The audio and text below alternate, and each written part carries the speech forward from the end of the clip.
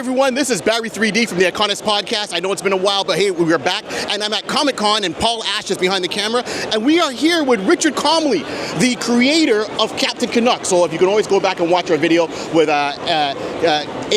Kalmowski, Kaleman, Adrosky, who did the art. And now we're here with the man who started it all. So Richard, thank you so much for taking the time and letting me record you and interview you on the channel today. Thank you.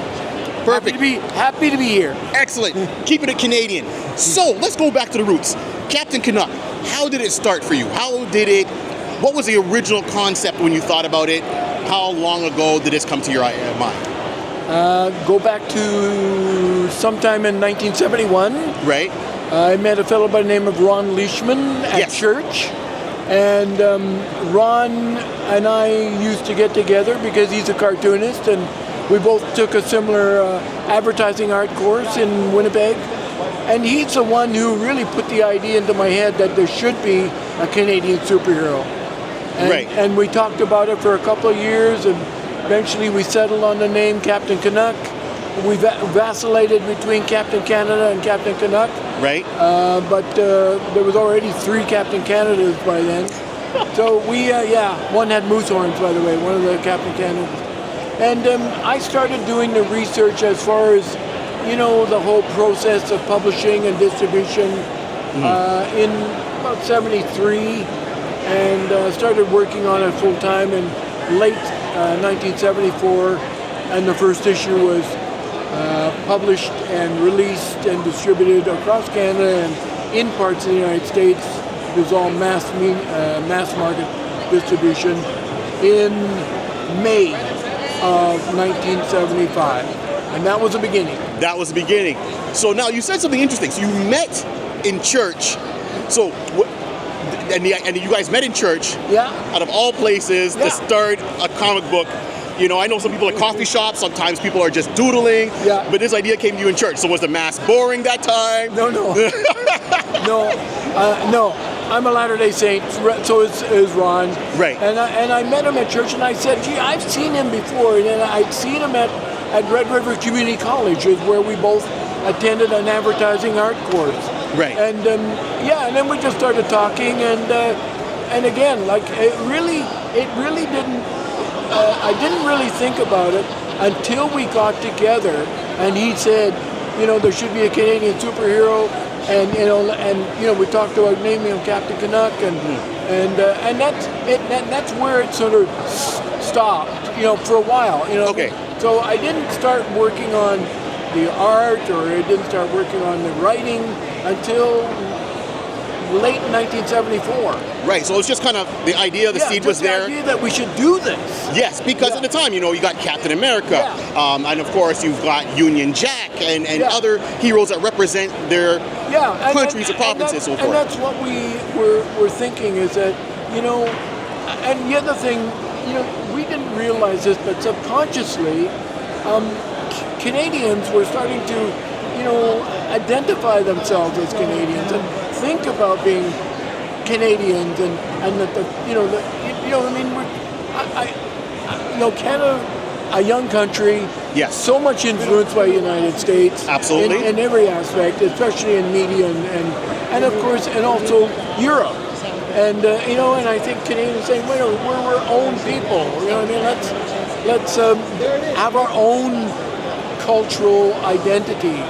And our pride, of course, our own Canadian pride. And our own symbols, our own symbolic characters. So, and people were thinking that, and I think it was more subconscious. Right. People weren't walking around saying that, maybe, or there weren't very many. True. Yeah. So now, when you got the character, you created the look. Obviously, we can see here, clearly, Captain Canuck being Captain Canuck, the doll, and of course, and all the media's come out. What went into coming up with his backstory, him as a person outside of the costume? Well, sitting down, I wanted kind of an ideal, what I thought would be the ideal Canadian. So obviously he had to be really fit. Yes. And he had to be a really good guy. Obviously, those are just right. But I thought, okay, we got to differentiate him from an American. Yes. And so he had to be more polite. Yep. He had to be less prone to violence. Yep. And just approach things differently. And Right. so, those are the ingredients. It was like putting together a recipe almost. Do you know what I mean? What is Yes. it going to be like? And he had to be. And I also felt he had to have some native blood in him. You know, Agreed. Aboriginal blood in him. That would, in my mind, that made him more Canadian. Absolutely, and that's what I was drawn to about the whole Captain Canuck, because he was native. It wasn't just your hero, blonde hair, blue eyes. Yeah. Really, it represents a lot of Canada that doesn't get a spotlight on them. So I thought that was really smart and very self-conscious of how you did that back in 1974-75, bringing this character to light, being more polite. And then it got into aspects of, time travel, then there's aliens involved, which really opens up more into what Canadian culture could be, because we have those influences, right? Yeah. We've had the alien landings that people talk about, be it who believes it or not. I'm not saying one way or the other, but it's nice to see that it was represented as a whole. Yeah. So I think you did an amazing job on bringing this character to life. What is your future? What would you like to see the character do next? I mean, everyone's always making something of a legacy. When you have something that starts this way, what would be the legacy for Captain Canuck? I mean, he's going on further, but how would you want to see it? Oh boy, good question. And I think what we're looking at doing, what is in the works, is to do.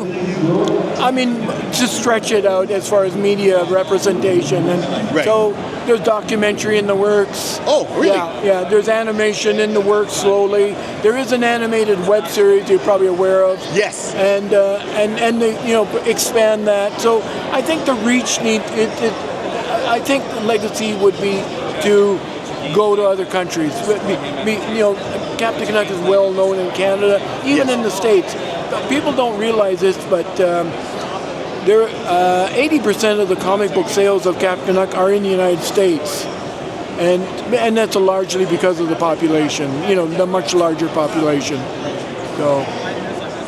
Okay, no problem. So I know we got to wrap this up, but this has been great. Thank you so much for taking this and giving us a little bit of insight. So the documentary, any projected date when this documentary might come out? Next year. Next year, 2026. The other big project that I'm working on is a book, A History of Captain Canuck. It's a 50th anniversary, and we're hoping to release it Canada Day 2026. Well, fingers crossed. I'm looking forward to that. Thank you so much for your time. Richard, it's been a pleasure talking to you and going over this with Captain Canuck. Everyone, this is Barry 3D from the iConis podcast. Once again, Richard Comley, Captain Canuck, an OG, as we like to say. Thank you for your time. God bless.